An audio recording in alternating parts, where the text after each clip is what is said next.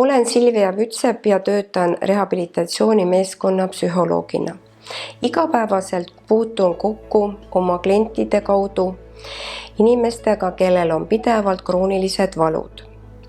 Lisaks arstide soovitustele, mida minu kliendid saavad valukabinetist, soovitan ka hästi palju klientidel ise tegeleda endaga, et vältida valusid. Väga oluline on meeleolu ja elustiil.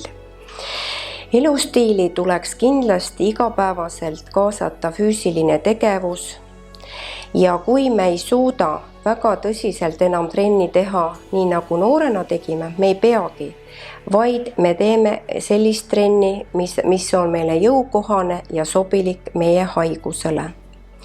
Teine väga oluline on uni. Unemuster peaks olema korralik. Ja kui me ei oska oma jõududega magada, siis on väga oluline, et me pöördume uuesti arstide poole või unespetsialistide poole. Kindlasti väga tähtis on kehakaal. Kehakaal peaks olema normis. Ei saa ka alahinnata erinevaid hingamisteraapiaid ja meditatsioonivorme. Oluline on muidugi individuaalsus. See, mis sobib ühele, ei pruugi kindlasti sobida teisele, kuigi võib ka diagnoos meil olla täiesti üks.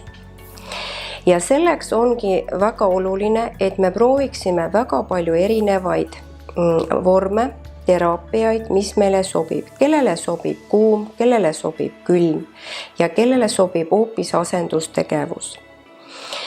Ja väga oluline on ka muidugi lähedaste toetus. Kui me tihtipeale võib-olla elades inimesega koos ei mõistagi, miks meie elukaaslane või pereliige on halvas tujus või taha suhelda, siis on enda jaoks selgeks teha, et kui inimesel on valud, siis on tal kindlasti meeleolu all ja ta ei tahagi suhelda enne, kui see valuhoog üle läheb. Ja krooniliste valude puhul ongi väga suur oskus hoida üleval meeleolu. Meeleolu hoidmiseks on ka palju erinevaid viise ja selleks ma kindlasti soovitan tegeleda erinevate hobidega, mis teile igapäevases elus tekitavad rõõmu. Alahinnata ei tohiks erinevate ühingutega liitumist. Reumaliidu alluvuses on väga palju liikmesühinguid, kuhu on koondunud erinevate haiguste põdevad inimesed.